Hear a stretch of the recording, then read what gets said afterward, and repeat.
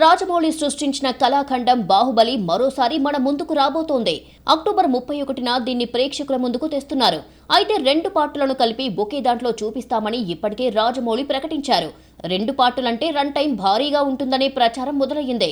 కొందరేమో 5 గంటలు ఉంటుందని, ఇంకొందరేమో 4 గంటలకు పైగా ఉంటుందని పోస్టులు పెడుతున్నారు. మరి అన్ని గంటలంటే థియేటర్లలో ప్రేక్షకులు చూస్తారా అంటూ నెగిటివ్ టాక్ స్ప్రెడ్ అవుతోంది. ఈ టైంలో హీరో రానా స్పందించారు.